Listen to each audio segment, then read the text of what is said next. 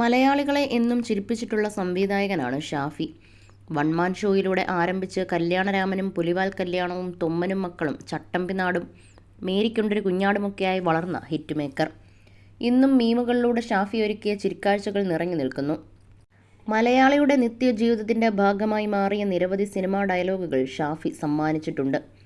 അതുകൊണ്ട് തന്നെ ഷാഫിയുടെ വേർപാട് മലയാളികൾക്ക് കടുത്ത വേദനയാണ് നൽകുന്നത്. എന്നും ചിരിപ്പിച്ചിട്ടുള്ള സംവിധായകനാണ് ഷാഫി. മറ്റുള്ളവരെ ചിരിപ്പിക്കുന്നവരുടെ ജീവിതത്തിൽ പക്ഷേ ആ ചിരി കാണില്ലെന്ന് പറയാറുണ്ട്. ഷാഫിക്കും ജീവിതത്തിൽ പ്രശ്നങ്ങളും പ്രതിസന്ധികളും നേരിടേണ്ടി വരാറുണ്ട്. തന്നെ താനാക്കിയ സിനിമ തന്നെ ഉപേക്ഷിച്ച് പോകാൻ ഷാഫി തീരുമാനിച്ചിട്ടുണ്ട്. അതും തൻ്റെ കരിയറിൻ്റെ പീക്കിൽ നിൽക്കെ. തൊമ്മനും മക്കളും തിയേറ്ററിൽ നിറഞ്ഞു നിൽക്കുമ്പോഴാണ് ഷാഫി സിനിമ നിർത്താൻ തീരുമാനിക്കുന്നത്. അന്ന് ആ തീരുമാനത്തിൽ നിന്നും ഷാഫിയെ പിന്തിരിക്കാൻ കാരണം ആ ഒരു ഫോൺ കോളാണ്. തമിഴ് സൂപ്പർ താരം വിക്രമിൻ്റേതായിരുന്നു ആ കോൾ. ഈ സംഭവം മുമ്പ് അഭിമുഖത്തിൽ ഷാഫി തുറന്നു പറഞ്ഞിട്ടുണ്ട്. വേദനിക്കുന്ന അനുഭവമൊക്കെ ഉണ്ടായിട്ടുണ്ട്. പക്ഷേ തുറന്നു പറയാൻ നിവർത്തിയില്ല. ഇനിയും അതെടുത്ത് പറഞ്ഞ് എന്തിനാണ് വീണ്ടും ആളുകളുടെ വിരോധം സമ്പാദിക്കുന്നത്?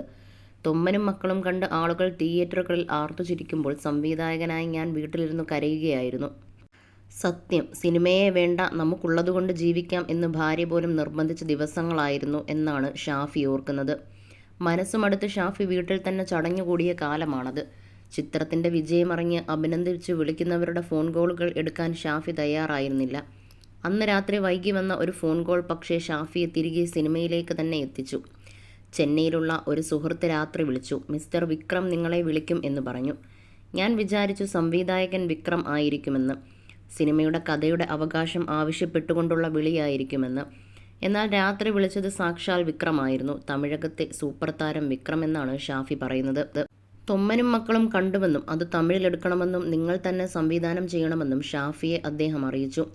വിക്രമിനോട് നോ പറയാൻ ഷാഫിക്ക് സാധിക്കുമായിരുന്നില്ല. അങ്ങനെയാണ് സിനിമ വിടാൻ തീരുമാനിച്ച ഷാഫി തിരികെ വരുന്നത്.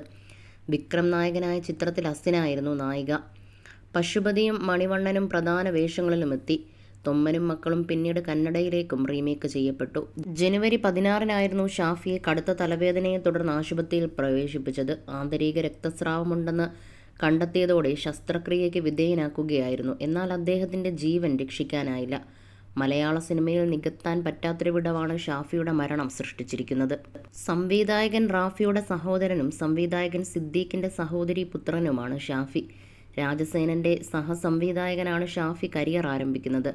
വൺമാൻ ഷോയിലൂടെയായിരുന്നു സ്വതന്ത്ര സംവിധായകനാകുന്നത്. വൺമാൻ ഷോ, കല്യാണരാമൻ, പുലിവാൽ കല്യാണം, തൊമ്മനും മക്കളും, മേരിക്കൊണ്ടൊരു കുഞ്ഞാട്, ചട്ടമ്പിനാട്, വെനീസിലെ വ്യാപാരി, 2 കൺട്രീസ്, മേക്കപ്പ് മാൻ തുടങ്ങിയ ഒട്ടനവധി സൂപ്പർ ഹിറ്റ് ചിത്രങ്ങളുടെ സംവിധായകനായിരുന്നു ഷാഫി. മലയാളത്തിന് പുറമേ തമിഴിലും സിനിമയൊരുക്കിയിട്ടുണ്ട്. 2022 പുറത്തിറങ്ങിയ ആനന്ദം പരമാനന്ദമാണ് ഒടുവിൽ പുറത്തിറങ്ങിയ സിനിമ.